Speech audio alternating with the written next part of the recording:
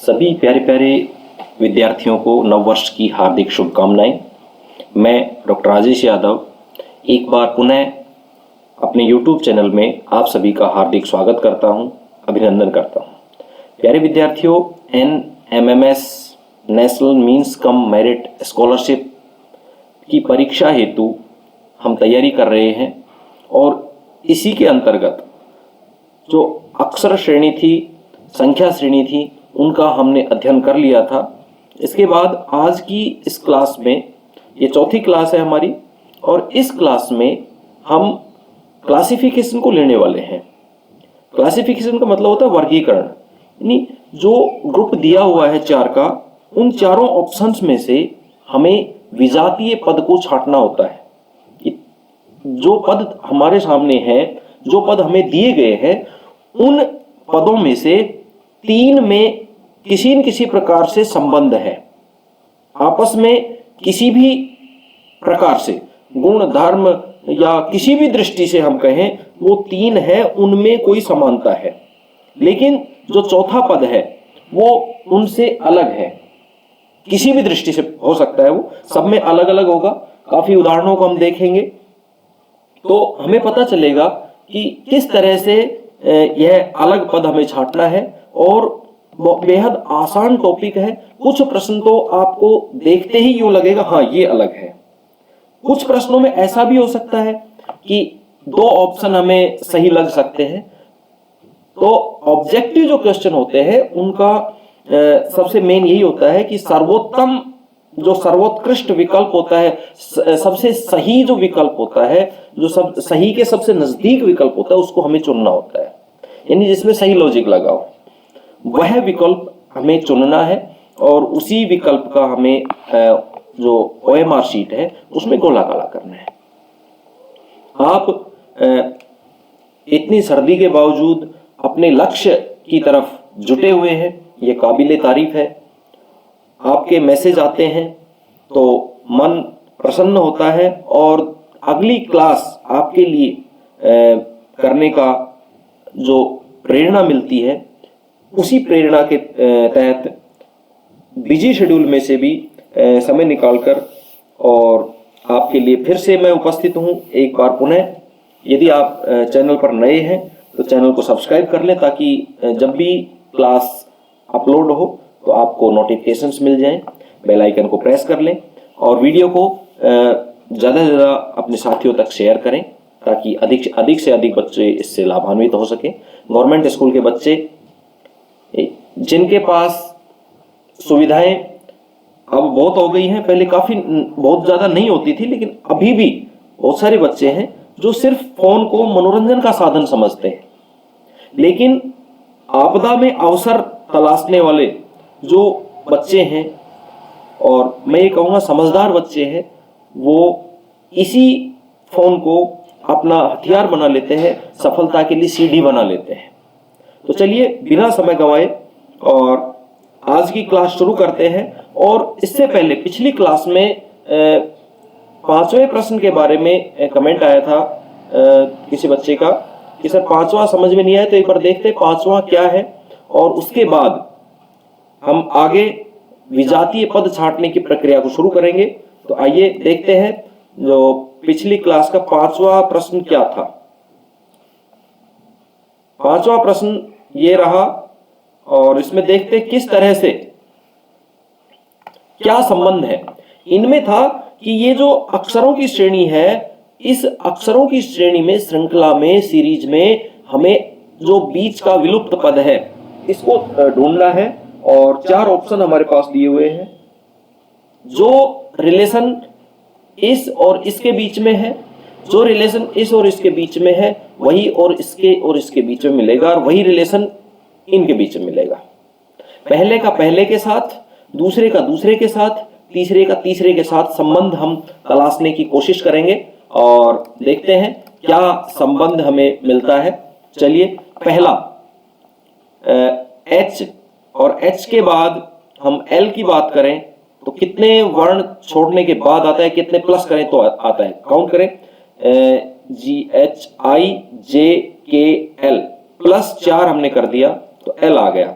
और L के बाद फिर से हम +4 करते हैं तो इसका पहला वर्ण आने की संभावना है। फिर उससे हम देखेंगे उसके +4 करने के बाद ये आता है और उसी के +4 करने पर ये आता है, तो ये समझेंगे हम सही है, हमारा ये जो है वर्ण सही आया है। चलिए L में +4 करते हैं, MNOP, तो यहां पर आ गया P। P से +4 करते QRST, बिल्कुल सही आ गया। T के बाद UVWX, ये X भी सही है, इसका मतलब P हमारा सही है। अब P देखें तो चारों में P है भाई, अगला देखना पड़ेगा फिर तो। चलिए अगला देखते हैं E। E के बाद क्या है, EFG +2, फिर G में +2 करते हैं IGHI +2, और ये आ गया I। PI देखें, ओहो 3 में है ये तो। चलिए आगे देखते हैं, I के बाद JKLM, ठीक है, ये तो I सही है हमारा। इसके बाद हम देखते हैं तीसरा जो वर्ण है वह हमारा उत्तर बताएगा। J के बाद JKLMN +4, और N के बाद +4 करेंगे तो OPQR, तो ये आना चाहिए R। अब हमारा उत्तर स्पष्ट है। R के बाद चौथा देख लेते हैं एक बार, ये थोड़ा कंफर्म करने के लिए, STUV, वेरी गुड, +4 है, ठीक है। तो हमारा आंसर आ गया PIR। किस तरह से वर्णों के बीच में जो संबंध है, जो सीरीज हमें दी गई है, उसमें संबंध किस प्रकार से, वो संबंध हमें तलाशना है, और संबंध को तलाशने के बाद में बस हमारा आंसर सामने होगा। तो सेकंड जो ऑप्शन है वह हमारा सही आंसर है। चलिए अब बढ़ते हैं अगले प्रश्न, आज के जो प्रश्न है उनकी ओर। पहला जो प्रश्न है हमारे सामने, विजातीय ज्ञात करना है, और विजातीय ज्ञात करने में महीनों के नाम दिए हुए हैं। अब महीनों के नाम भाई अलग किस तरह हो सकते हैं, ये आपको पता है, बचपन से पढ़ते आ रहे हैं कि महीनों के चारों नाम दे दिए। ये 7वां महीना है, ये 8वां महीना है, ये 9वां महीना है, ये 10वां महीना है। क्रमांक की यदि हम बात करें तो 7वें क्रमांक पर जुलाई, 8वें पे अगस्त, 9वें पे सितंबर, 10वें पे अक्टूबर, कोई पता नहीं चल रहा, लगातार चारों महीने हैं भाई, सम विषम कुछ हो, ऐसा कुछ नहीं है। अब हम देखेंगे इन महीनों में दिनों की संख्या। चलिए जुलाई में कितने दिन होते हैं ये आपको पता ही होगा, हाथ से आप ऐसे काउंट करके बता सकते हैं, ठीक है।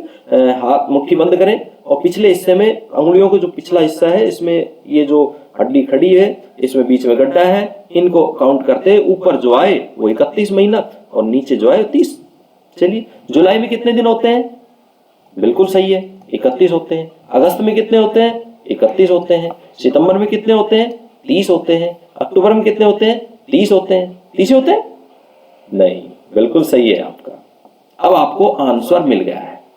देखिए आप, 3 महीने ऐसे हैं जिनमें 31 दिन होते हैं, और एकमात्र ऐसा महीना है सितंबर, इनमें इन चारों में जिसमें 30 दिन होते हैं। हो गया अलग, विजातीय छट गया, इनका क्लासिफिकेशन हो गया। चलिए इसी के साथ दूसरे प्रश्न की ओर बढ़ते हैं। दूसरे प्रश्न में संख्याएं दी गई हैं। संख्याएं हैं 2, 12, 6 और 18। अब संख्याओं में आप किस किस तरह से क्लासिफिकेशन कर सकते हैं। पहला, सम विषम हो सकती हैं। दूसरा, अभाज्य संख्याएं हो सकती हैं 3, और एक है वो अभाज्य संख्या नहीं हो, यानी भाज्य संख्या हो सकती है। चलिए ये भी हो सकता है संबंध, या किसी के गुणज हो सकते हैं, किसी एक संख्या विशेष के गुणज हो सकते हैं, ये भी आप देख सकते हैं। यानी संख्याओं में किस तरह से, या किसी एक संख्या से भाज्य हो सकती है संख्याएं, किस तरह से संबंध हो सकता है, और मेरे विचार से इसमें संबंध आपको मिल गया होगा, मुझे लगता है। चलिए देख लेते हैं क्या संबंध है इनमें। 2, ये 2 से सभी भाज्य हैं, तो ये तो अंतर हुआ नहीं। चलिए 12, 6 और 18। 2 के बाद 3 से देखते हैं। 3 से भाज्य ये नहीं है, 2 और 1 3, ये 3 से भाज्य है। जिन संख्याओं के सभी अंकों का योग 3 आ जाता है, 3, वो संख्या 3 से भाज्य होती है। 3 से भाजकता का नियम है, ठीक है। तो इसमें देखते हैं 3 से भाज्य है 12, 2 और 1 3 होता है 6, 3 दूनी 6, ठीक है। 8 और 1 9, 3 3 9। ये भी 3 से भाज्य है, ये भी 3 से भाज्य है, ये भी 3 से भाज्य है। एक ये हो सकता है। दूसरा, यदि हम देखें कि ये जो संख्या है तीनों ही, ये तीनों की तीनों संख्याएं हमारे पास ऐसी हैं जो 6 से भाज्य हैं। ये भी 6 से भाज्य, 6 दूनी 12, 6 एकम 6 और 6 तिया 18, तो तीनों 6 से भाज्य है। तो अलग हमारा जो ऑप्शन हो गया वो पहला ऑप्शन है 2, जो इन चारों में से अलग है, विजातीय है। ठीक है, अब हम बढ़ते हैं अगले प्रश्न की ओर। इसी तरह से अगला जो प्रश्न है वो आपके सामने तीसरे प्रश्न में A, I, E और M 4 लेटर्स दिए हुए हैं, अल्फाबेट्स दिए हुए हैं इंग्लिश के, और इनमें से एक हमें अलग छांटना है। कैसे छांटेंगे आप करें कि कौन सा अलग है, चलिए कर लें आप एक बार। अब अल्फाबेट्स में 2 चीजें हो सकती हैं, चाहे हिंदी के अल्फाबेट्स एक एक दिए हों या इंग्लिश के दिए हों, इनमें वोवल्स और कॉन्सोनेंट्स, स्वर और व्यंजन, इस तरह से हम देख सकते हैं कि यदि सारे वोवल्स हैं तो फिर कोई दूसरा रिलेशन देखेंगे, सारे कॉन्सोनेंट्स हैं तो कोई दूसरा रिलेशन देखेंगे। लेकिन 3 वोवल है, 1 कॉन्सोनेंट है तो तुरंत उत्तर आ जाएगा, 3 कॉन्सोनेंट है, 1 वोवल है तो तुरंत उत्तर आ जाएगा। तो चलिए यहां आप देख पा रहे हैं कि वोवल्स 5 होते हैं, जो वोवल्स होते हैं वो 5 होते हैं, स्वर इंग्लिश में 5 होते हैं। वो 5 कौन कौन से हैं? A, E, I,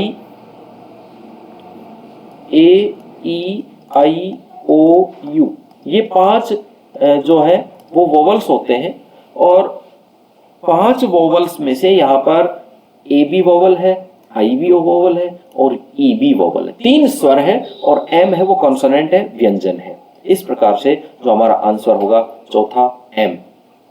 बिल्कुल क्लियर, कोई परेशानी नहीं है, बिल्कुल आसानी से आप देखते ही बता पाएंगे।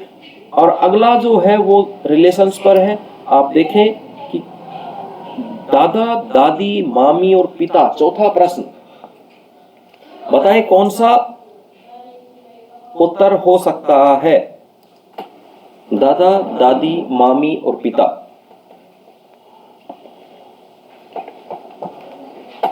इनमें से कौन सा हो सकता है?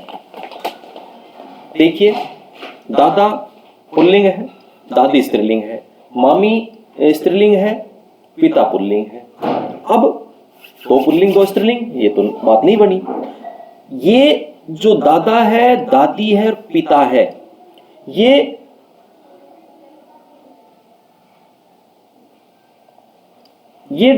डायरेक्ट, ये कहें खून का रिश्ता है। ये तीनों, पिता है, दादी है और दादा है, इनसे हमारा खून का रिश्ता है। ठीक है। रही मामी, मामी डायरेक्ट संबंधित नहीं है, खून का रिश्ता नहीं है, लेकिन मां से संबंधित है। मां से मैटरनल आंट कहा जाता है मामी को, मामा की पत्नी। तो मामी है वो इसमें ओड हो जाएगा, विजातीय हो जाएगा। ठीक है, चलिए अब आगे बढ़ते हैं। अगला बिल्कुल आपके मतलब का है, फेसबुक, व्हाट्सएप, इंस्टाग्राम और प्ले स्टोर, आपके मतलब की चीजें हैं चारों। अब इनमें से एक अलग छांटना है, आप छांट पाएंगे? कोशिश करें।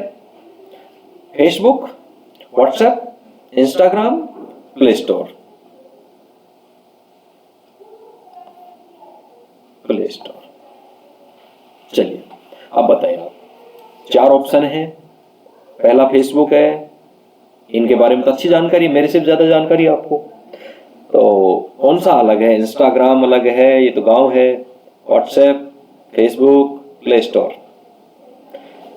इनमें यह फेसबुक एक ऐप है, व्हाट्सएप एक ऐप है, इंस्टाग्राम एक ऐप है, और ये सभी कहाँ मिलते हैं? प्ले स्टोर पर मिलते हैं। ये यानी यहां से इन सभी ऐप्स को डाउनलोड किया जाता है, या यूं कहें ये तीनों सोशल मीडिया साइट्स हैं, सोशल मीडिया के ऐप हैं, और यह इनका एक स्टोर है, इनका उद्गम स्थल है।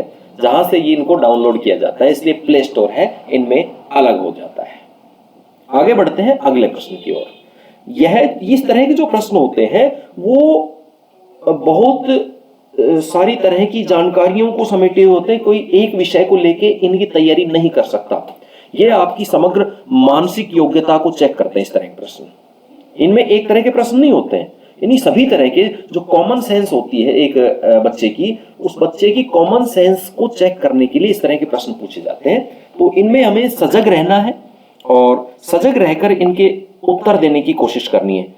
जो भी जानकारी हमारे पास है पूरी जानकारी को इसमें यूज कर लेना है जब इसका आंसर हम निकालते हैं। अगला प्रश्न है केरल, आंध्र प्रदेश, तमिलनाडु और गांधीनगर। देखते ही, अगर आपको थोड़ा सा ध्यान है तो देखते ही आपको पता लग जाएगा कौन सा उत्तर है। गांधीनगर उत्तर है, क्यों है ये बताएं आप। आपको आ गया होगा, नहीं आया है तो सुन ले। ये केरल है वो एक राज्य है, भारत का स्टेट है। आंध्र प्रदेश भी एक स्टेट है, तमिलनाडु भी एक स्टेट है, लेकिन गांधीनगर स्टेट नहीं है, अपितु गुजरात नाम का एक स्टेट है पश्चिमी भारत में, और गुजरात की राजधानी है, कैपिटल सिटी है गांधीनगर। इस वजह से ये तीनों स्टेट हैं और ये किसी स्टेट की राजधानी है, कैपिटल है, इस कारण से सही आंसर होगा गांधीनगर। अगला प्रश्न है पारा, लोहा, चांदी, तांबा। 4 ऑप्शन है आपके पास और चारों ऑप्शंस में से अलग कौन सा है, बस अलग छापना है। अब आप ये भी कह सकते हैं चांदी बहुत महंगी होती है सर। बिल्कुल, महंगा तो हर चीज अपनी अपनी जगह होती है। किस तरह से अलग करेंगे? धातुएं हैं, चारों धातुएं होती है, पारा, लोहा, चांदी, तांबा, सभी मेटल्स हैं।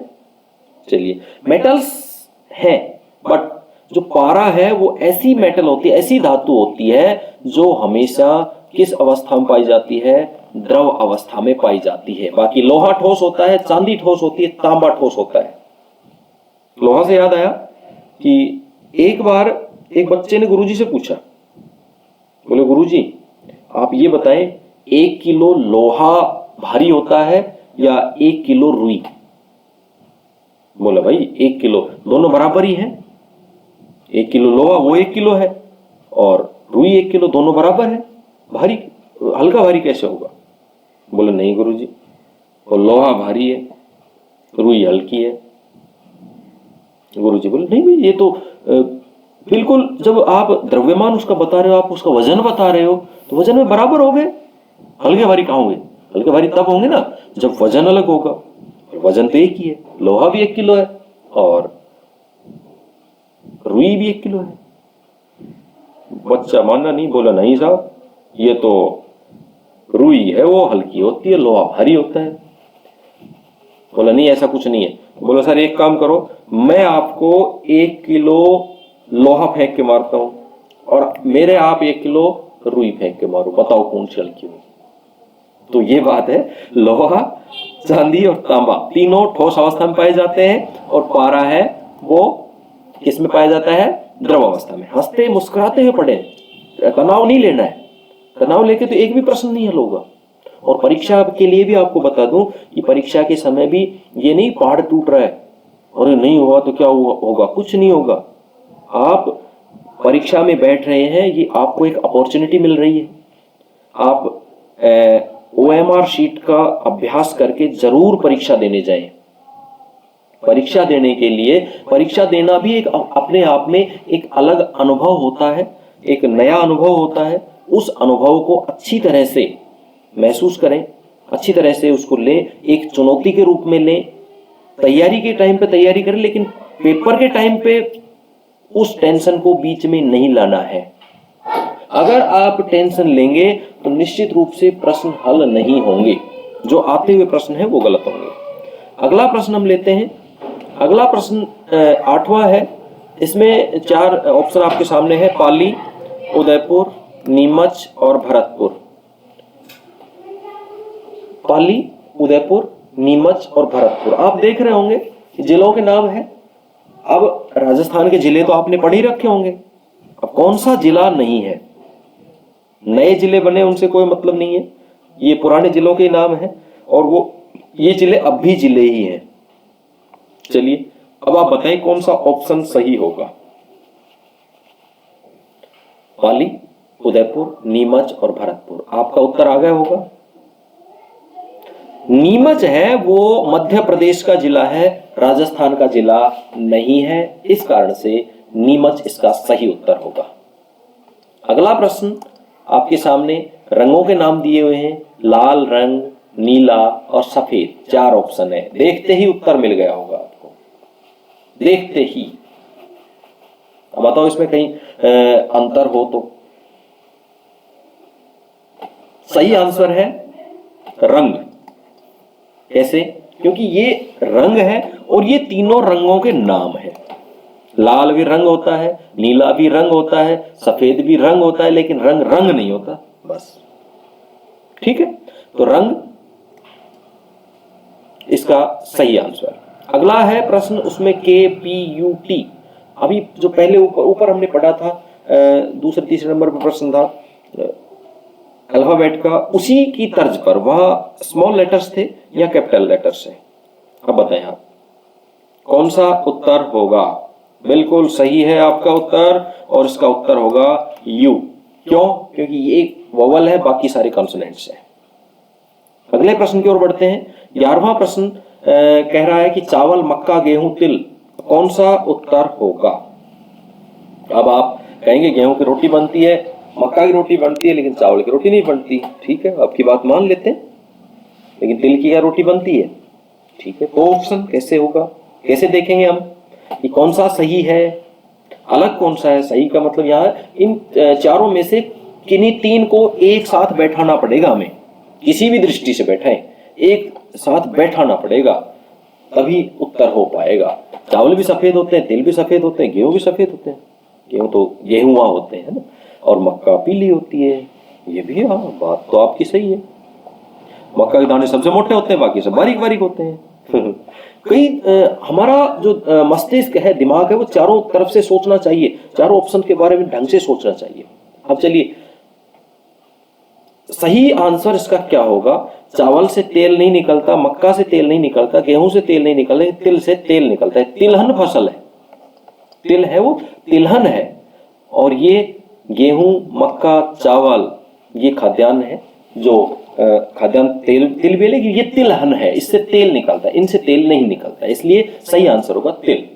अगला जो प्रश्न है उसमें आया है हर्ष, आनंद, उल्लास, उदास। मिलते जुलते से शब्द हैं, थोड़ा सा अगर ध्यान देंगे तो उत्तर आपके सेकंड के अंदर उत्तर आ जाएगा, एक बार पढ़ते ही उत्तर आ जाएगा। चलिए, हर्ष का मतलब होता है खुशी, हर्ष खुशी, आनंद भी खुशी, उल्लास भी खुशी। उल्लास, खुशी, हर्ष, आनंद, तीनों पर्याय हैं आपस में, खुशी के पर्यायवाची हैं तीनों, तो तीनों एक हो गए, और ये उत्तर हो गया हमारा उदास। उदास, जब खुश आदमी नहीं होता है तब उदास होता है। ठीक है, अनमना होता है। अगला प्रश्न धातु से संबंधित, लोहा, चांदी, पीतल, तांबा। फिर धातुएं हमारे सामने हैं। 13वां प्रश्न है, और 13वें प्रश्न में धातुएं हमारे पास लोहा, चांदी, पीतल और तांबा।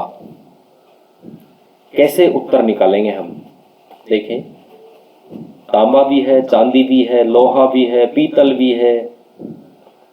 अब इनमें से एक अलग कैसे करें, सोचें आप। लोहा, चांदी और तांबा शुद्ध धातुएं हैं, और पीतल है वो मिश्र धातु है। तांबा और जस्ता से मिलकर पीतल बनता है।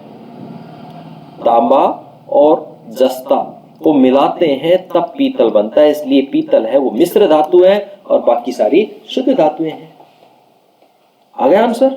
अगला प्रश्न फिर महीनों का है, फरवरी, अप्रैल, जून, नवंबर। उत्तर निकालें 2 सेकंड के अंदर। चलिए, वेट कर रहा हूं मैं। हो गया? चलिए हम भी देख लेते, बताएं कैसे हुआ आपका। फरवरी में कितने दिन, 28 या 29 दिन। फरवरी में दिन आए 28 या 29, अप्रैल में आए 30, जून में आए 30, नवंबर में आए 30, 30, 30, 30, बैठ गए एक कुंडली में। तीनों ऑप्शन मिल गए। तो अब हमारा आंसर है सामने फरवरी, येलो फरवरी हमारा आंसर हो गया। अगला प्रश्न है, अगला प्रश्न कवि, गायक, नर्तक और गीत।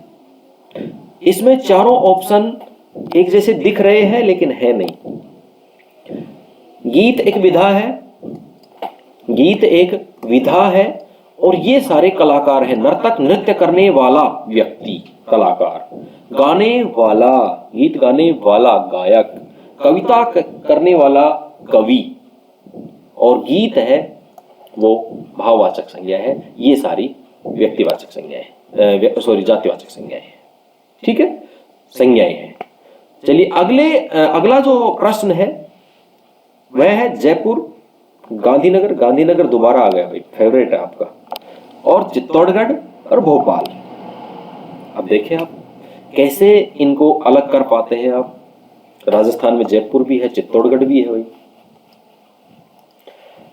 कैसे करें इनका, क्या इलाज होगा, देखते जाएं। जयपुर चित्तौड़गढ़ दोनों राजस्थान में है, गांधीनगर गुजरात में है, गुजरात की राजधानी है, भोपाल मध्य प्रदेश की राजधानी है। Capital city Bhopal, capital city Gandhinagar, capital city Jaipur, Rajasthan की राजधानी जयपुर, राजधानी जयपुर, राजधानी गांधीनगर, राजधानी भोपाल, तो बच गया चित्तौड़गढ़ जो किसी की राजधानी नहीं है। चलिए 17वें प्रश्न की ओर लिए चलते हैं आपको। 17वां प्रश्न क्या कह रहा है, चलिए देखते हैं इनके बीच में संबंध क्या है आपस में। आपस में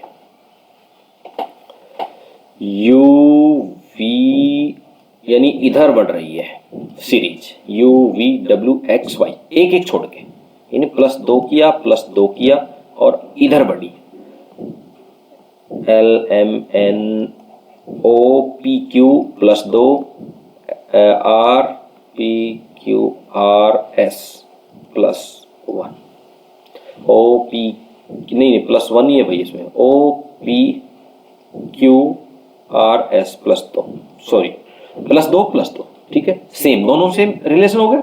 आगे बढ़ते हैं, आई जे के +2, एल एम +2, ठीक है, +2 करते ही यहां पहुंच गए, तो तीनों सेम हो गई।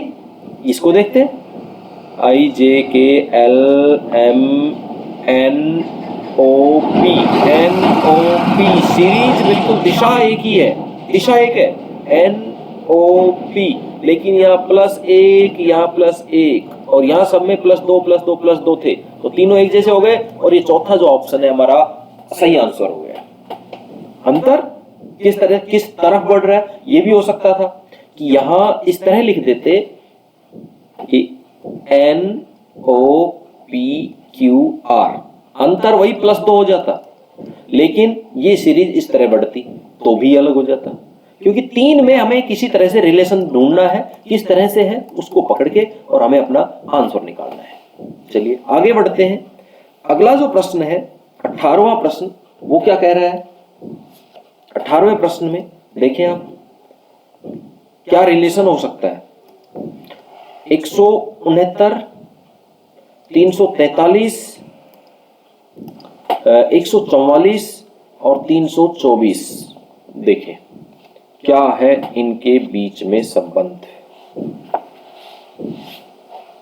ढूंढें क्या संबंध है इनमें।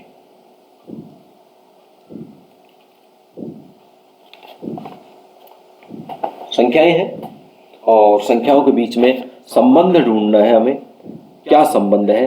3 एक जैसी हैं भाई, अभाज्य संख्याएं हैं, सम है, विषम है।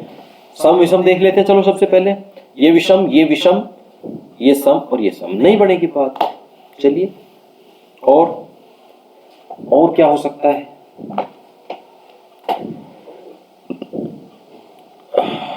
ये 12 का वर्ग है, 144 12 का वर्ग है। ये 13 का करके देखें, 13 दूनी 39 बचे 3, 13 13 16, ये 13 का वर्ग है, ठीक है, ठीक है। और 4 चौक 16, 5 5 25, 6 6 36, 64, ये 18 का वर्ग हो सकता है, देखते हैं। 8 64, 8 5 6 14, 4 8 4 12 2 1 324, ये 18 का वर्ग है। अब ये भी किसी का वर्ग है क्या, देखें आप। 1 2 2 4 3 3 9, 4 चौक 16, 5 6 6 36, 7 7 8 8 64, 9 9 81, जिसके इकाई में 3 है वो किसी का वर्ग होता ही नहीं। जिसके इकाई में अंक 3 है वो किसी का वर्ग नहीं हो सकता। ये लो जी, हो गया मामला सेट, हो गया। तो आंसर ये है कि जो 343 है वो हमारा सही आंसर है। 343 क्यों? क्योंकि ये 3 जो संख्याएं हैं वो किसी न किसी संख्या का वर्ग है। ये 18 का वर्ग है, ये 12 का वर्ग है, ये 13 का वर्ग है, लेकिन ये किसी का वर्ग नहीं है, इसलिए आंसर हो गया। चलिए अगले प्रश्न की ओर बढ़ते हैं। 19वां प्रश्न आपके सामने। दिल्ली, राजस्थान, गुजरात और महाराष्ट्र, 4 ऑप्शन है। अब इनमें क्या अंतर हो सकता है भाई? ये राजस्थान, गुजरात और महाराष्ट्र तीनों राज्य हैं, तीनों आपने पता लगा ले होगा। और दिल्ली है वो केंद्र शासित प्रदेश है, यूनियन टेरिटरी है। यूनियन टेरिटरी कितनी है ये भी आपको पता होगा। राज्य कितने हैं ये भी आपको पता होगा, नहीं है तो कर लेना चाहिए। 29 राज्य थे जम्मू कश्मीर के विभाजन से पहले। 29 राज्य थे, तो एक जम्मू कश्मीर को राज्य का दर्जा खत्म, तो राज्य हो गए 28। कितने हो गए राज्य? 28। और जम्मू कश्मीर अब राज्य नहीं रहा, जम्मू कश्मीर के 2 भाग कर दिए, जम्मू कश्मीर और लद्दाख।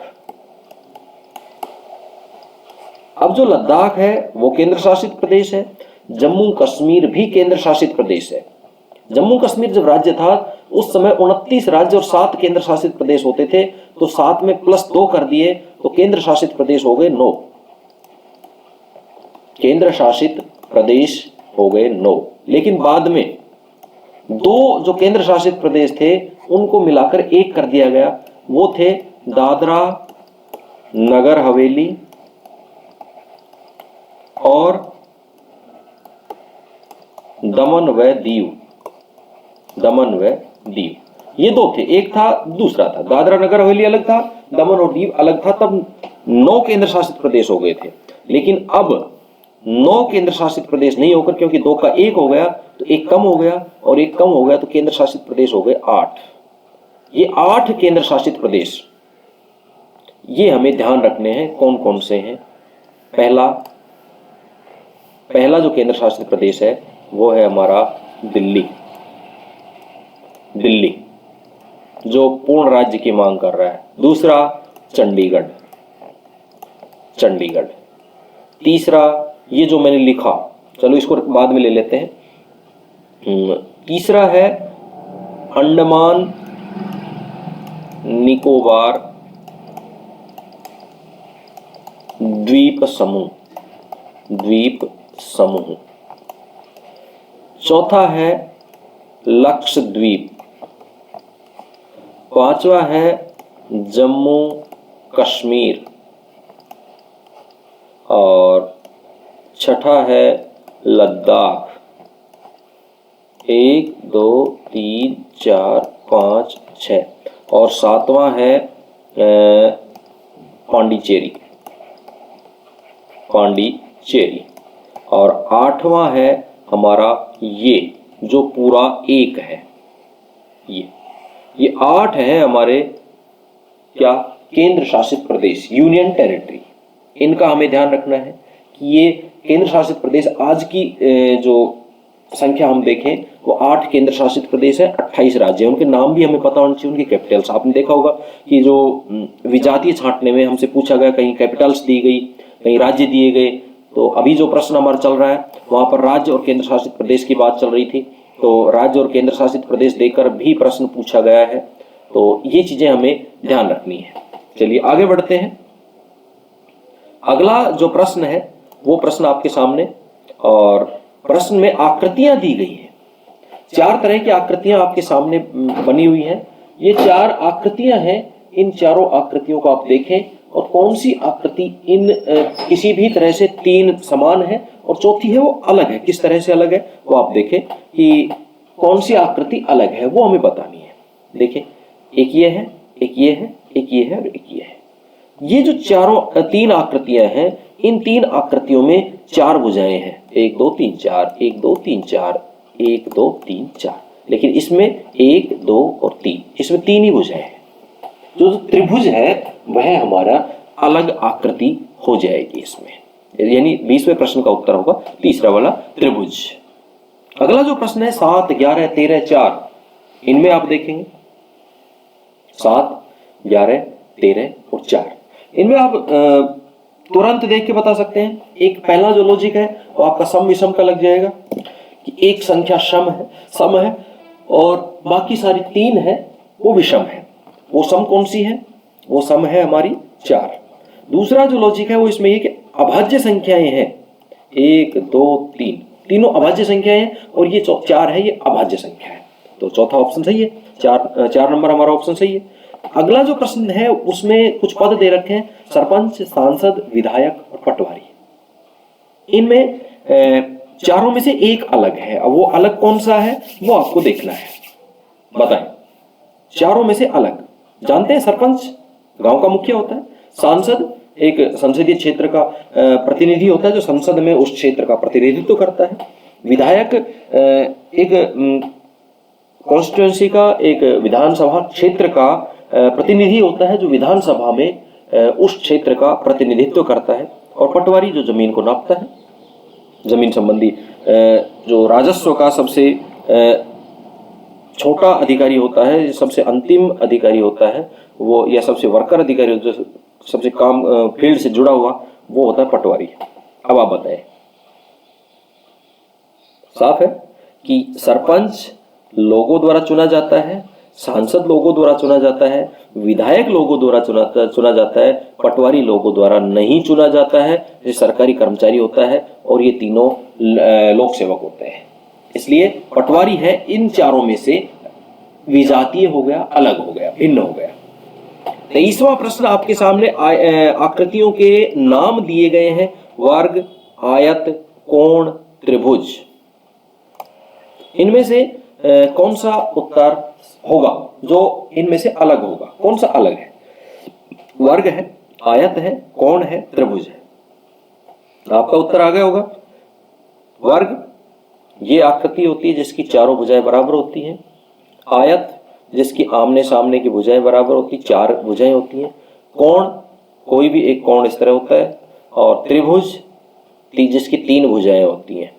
अब आप बताएं कौन सा अलग है? कोण भी 2-3 तरह के होते हैं, जैसे एक समकोण, अधिक कोण, न्यून कोण, सरल कोण। तो इस तरह से वर्ग, आयत, कोण और त्रिभुज। तो आपका निश्चित रूप से उत्तर होगा कोण, क्योंकि ये जो तीनों आकृतियां हैं ये तीनों बंद आकृतियां हैं और ये कोण है वो खुली आकृति होती है, खुला होता है कोण।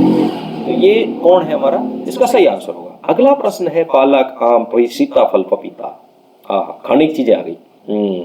भूख लग रही थी और खाने की चीजें आपके सामने आ गई। आप सही उत्तर दे दे जल्दी से। पालक, आम, सीताफल, पपीता। बताएं भाई, आंख मीच के बता सकते हो आप इसको, तो जानते हो ना पालक को, आम को, सीताफल को, पपीता सभी को जानते हो ना।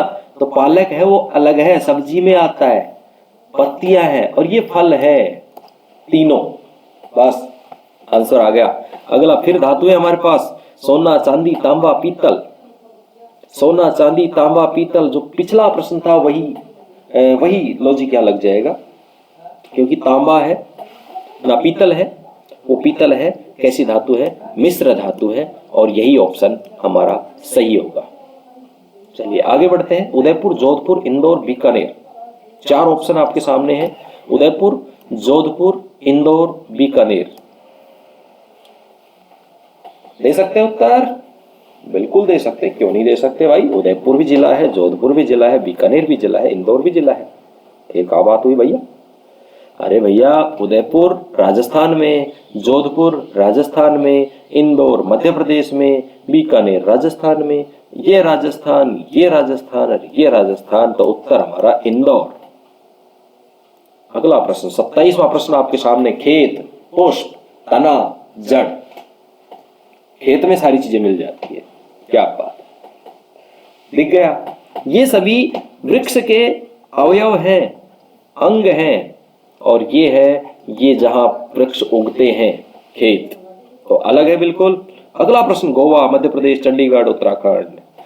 अभी हमने चर्चा की थी और आप उत्तर इसका दे पाएंगे, ऐसा मुझे दृढ़ विश्वास है। गोवा, मध्य प्रदेश, चंडीगढ़, उत्तराखंड। वेरी गुड, आपका उत्तर बिल्कुल सही है, चंडीगढ़, क्योंकि तीनों राज्य है और चंडीगढ़ है वो केंद्र शासित प्रदेश। अभी हमने बात की थी 8 केंद्र शासित प्रदेशों की। ओहो, अब देश से निकलकर विदेश में चलते हैं और 29वां प्रश्न लेकर आ रहा है। नेपाल, भूटान, जापान और श्रीलंका। कहाँ घूमने चलेंगे बताएं आप? नेपाल चले, भूटान चले, जापान चले या श्रीलंका चले? चलो, चलने से पहले एक बार इनका देख तो ले, अलग कौन सा है। ये सारे विदेश हैं। वो किसी ने कहा, बोलो दुनिया में कितने देश हैं? बोले देश तो एक ही है, भारत देश, बाकी सारे विदेश। खैर, ये हंसने के लिए था। अब आप बताएं, नेपाल, भूटान, जापान और श्रीलंका, सब में 3-3 अक्षर ही है भाई। कोई और तुक्का बिठाए तो क्या करें बताओ? नेपाल किधर है, भूटान किधर है, जापान किधर है, श्रीलंका किधर है? थोड़ा सा एक बार मैप को यदि नजरों में घुमाओगे तो आप देख पाओगे कि नेपाल भारत के उत्तर दिशा में, भूटान उत्तर दिशा में, श्रीलंका दक्षिण दिशा में, तीनों पड़ोसी हैं भारत के। जापान थोड़ा सा दूर है। जापान, हालांकि जापानी टेक्नोलॉजी अच्छी है, लेकिन भौगोलिक दृष्टि से यदि देखा जाए तो जापान है वो भारत से दूर है, और ये तीनों पड़ोसी हैं, पड़ोसी देश है। चलिए अगला प्रश्न देखते हैं। आमाशय, फेफड़े, ग्रसनी, छोटी आंत, चारों शरीर के अंग और आंतरिक अंग, चारों आंतरिक अंग है। वहीं कहीं हाथ होता साथ में तो ये हाथ बाह्य अंग हो जाता, और ये सारे आंतरिक अंग, इंटरनल ऑर्गन्स हो जाते, लेकिन ये तो भाई चारों इंटरनल ऑर्गन्स है। तो कौन सा आंसर सही होगा बताएं आप? आमाशय, फेफड़े, ग्रसनी, छोटी आंत। तो निश्चित रूप से आपका जो सही आंसर होगा वो होगा, बताओ, फेफड़े, क्योंकि श्वसन क्रिया से संबंधित होते हैं फेफड़े, और ये पाचन क्रिया से संबंधित तीनों अंग हैं। जो पाचन तंत्र का हिस्सा है वो तीनों है, और फेफड़े हैं वो श्वसन क्रिया का हिस्सा है, श्वसन क्रिया में भाग लेते हैं। अगला 31वां प्रश्न आपके सामने।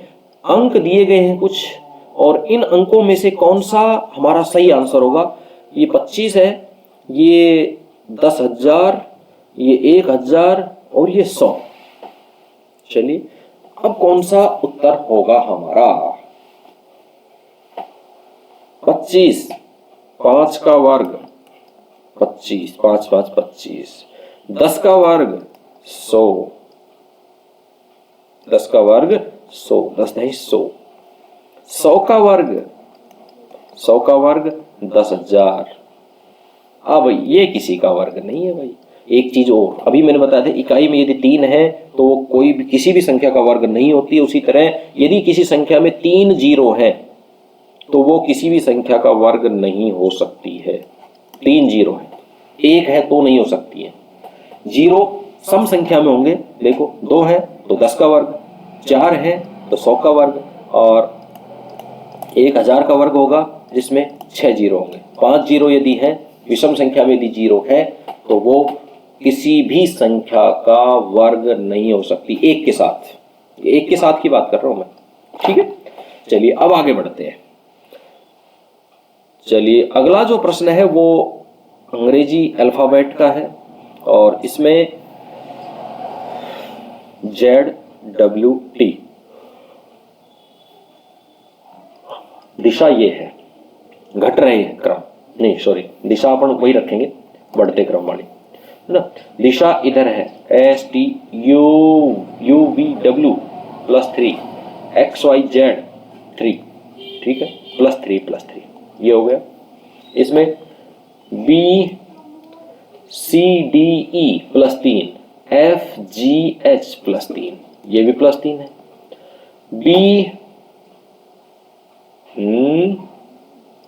चलिए इसको इधर देखते हैं, WXY ये 2, ZA +2 है, तो इधर ही उल्टी साइड ही चल रहा है। ये NLMN OPQ +3 RST +3। अब बताएं आप ऑप्शन, अब तो आपको मिल गया उत्तर, सभी एक दिशा में बढ़ रहे हैं, फिर भी यहाँ 2 का अंतर है, सब में बाकी 3 का अंतर है, इसलिए हमारा उत्तर होगा BYW। अगला जो प्रश्न आपके सामने है वहां फिर से महीने आ गए हैं, और महीनों के नाम है अगस्त, अप्रैल, जून और सितंबर। अगस्त, अप्रैल, जून और सितंबर, देखें क्या है संबंध है इनमें। वही दिनों के नंबर देखो, संख्या देखो दिनों की। अगस्त में 31, अप्रैल में 30, जून में 30, सितंबर में 30, 30 30 30 हो गए एक साथ, और उत्तर हमारा हो गया अगस्त। अगला प्रश्न आपके सामने देखिए, AEGC बढ़ तो इधर रहा है,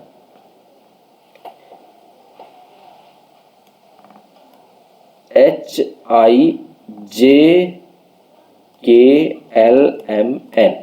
ठीक है, ये भी इधर ही बढ़ रहा है।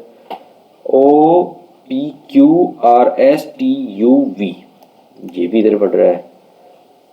VWXYZAB बढ़ तो भाई ये भी रहे। अब क्या करें, चलिए ये इधर आया A +2, फिर ये इधर आया DE +2, FG सब में +2।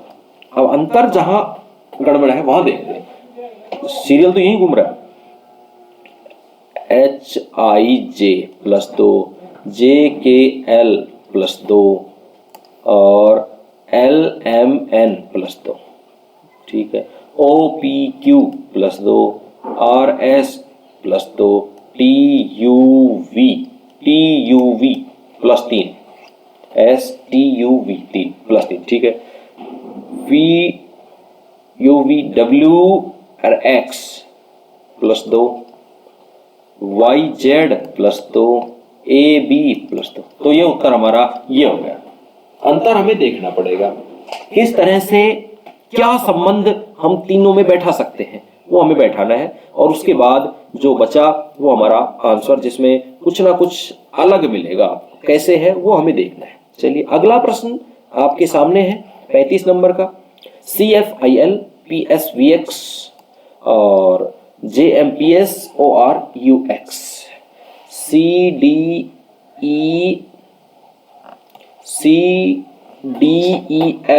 +3, GHI +3, JKL +3, 3 का है। PQRS 3, TUV 3, WSTUV WX +2, ठीक है, यहाँ थोड़ा अंतर आया, यदि ये अलग ही आएगा। चलो आगे देखते हैं। JKLM 3, NOP 3, QRS 3, तो निश्चित रूप से उत्तर यही होना चाहिए। फिर भी चौथे में देख लेते हैं और अपने बचाव के लिए, भाई 2 में सेम होगा, तीसरा वही होना चाहिए। OPQR 3, STU 3, VWX 3, ये लो जी आंसर आपके सामने है, ठीक है। चलिए अब आगे बढ़ते हैं। अगला प्रश्न जिसमें 2-2 संख्याएं दी हुई है और उनके बीच में चिन्ह लगाया हुआ है, इससे पता चलता है दोनों के बीच में कोई संबंध है। क्या संबंध है, उस संबंध को हमें पहचानना है। संबंध को हमें पहचान, संबंध क्या है, चलिए 7 7 49 7 8 9 56, चलिए ये कहीं घन संख्याएं तो नहीं है,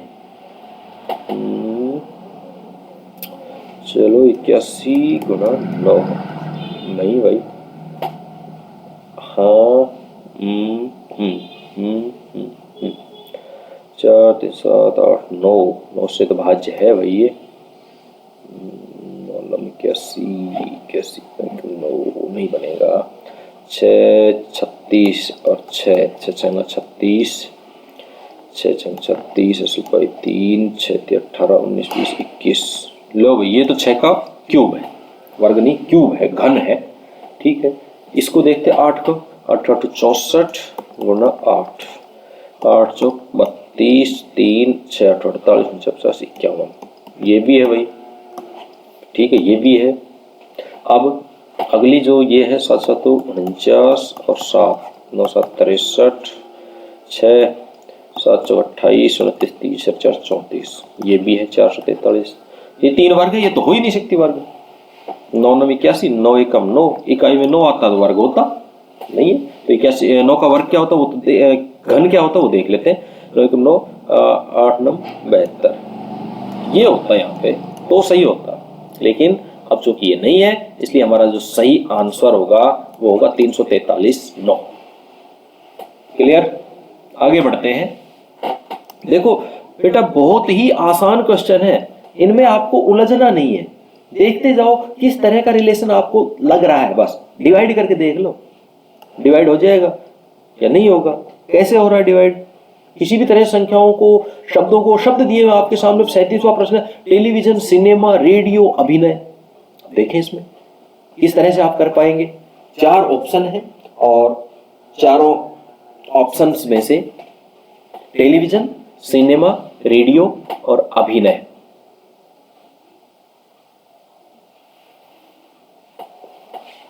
ये तीनों यंत्रों के नाम हैं, यंत्र हैं। टेलीविजन, सिनेमा और रेडियो तीनों यंत्र हैं, लेकिन अभिनय एक कला है। तो इसमें से जो अलग होगा वो अभिनय होगा। ठीक, अगला जो प्रश्न है हमारा वह है 87 67 47 और 17।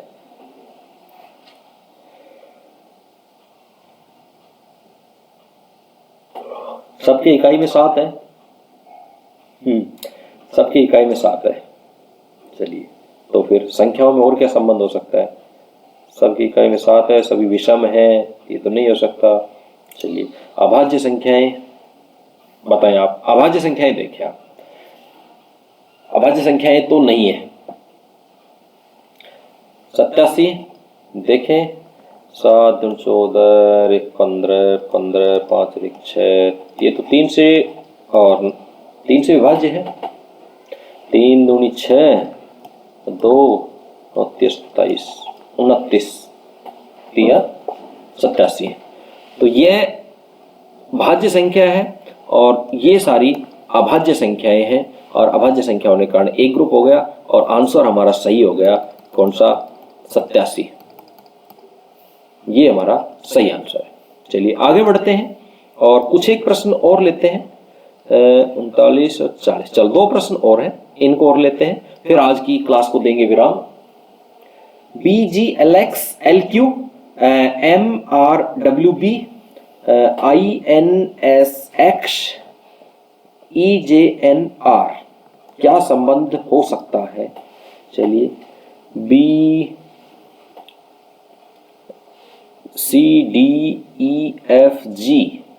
+5, HIJKL 5, MNOPQ 5, सभी में 5 5 का अंतर और दाईं से बाईं साइड बढ़ रहे हैं। इधर बात करें, MNOPQR 5 का अंतर, STUVW 5 का अंतर, XYZAB 5 का अंतर। ठीक है, लगातार बढ़ रहे हैं।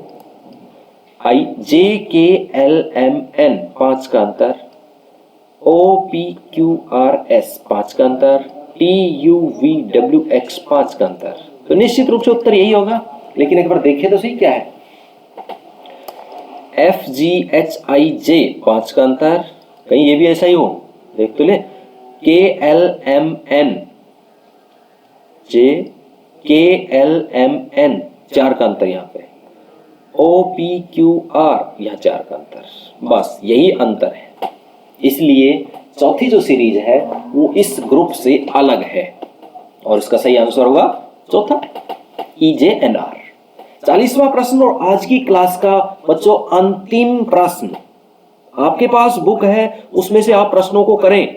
जितने ज्यादा प्रश्न आप करेंगे उतने ही आपके सही होंगे। आपको सही प्रश्न करने हैं, ठीक है। इन प्रश्नों में से जितने आप कर पाए उतने आप करें। इसी तरह के और प्रश्नों को आप हल करने का प्रयास करें। आगे और तरह के प्रश्नों के साथ उपस्थित होंगे। आज का ये प्रश्न करते हैं पहले, उसके बाद आगे बढ़ते हैं। PQRV MNOS, ठीक है, BCDF DEF प्लस 2, यहाँ पे 2, PQRS 4 और STUV 4। चलो इधर FGHIJKL प्लस 4, तो यहाँ 4, यहाँ 4 और यहाँ 4, तो ये बच गया आंसर हमारा FDCB। ये हमारा आंसर है, मिल गया। अब अंकों की बात करें तो आप कोशिश करेंगे आपके सही आंसर होंगे। अल्फाबेट की बात करें तो सही आंसर होंगे। और वैसे किसी तरह के पद पूछे जाए, राजधानी वगैरह, जो भी महीनों के नाम, दिनों के नाम, किसी भी तरह कोई भी चीज पूछी जाए, कुछ भी, तो उनको आप आसानी से कर पाएंगे। और पूरी मनोयोग से इन प्रश्नों को करना होता है। आप मनोयोग से इन प्रश्नों को करें।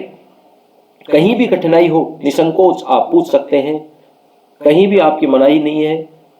वीडियो को लाइक और शेयर जरूर करें और चैनल को सब्सक्राइब कर लें। इसी के साथ एक बार फिर से हैप्पी न्यू ईयर, और पढ़ाई में लगे रहें आप। अगली क्लास के साथ फिर मुलाकात होगी, तब तक के लिए धन्यवाद। लगे रहिए, मस्त रहिए।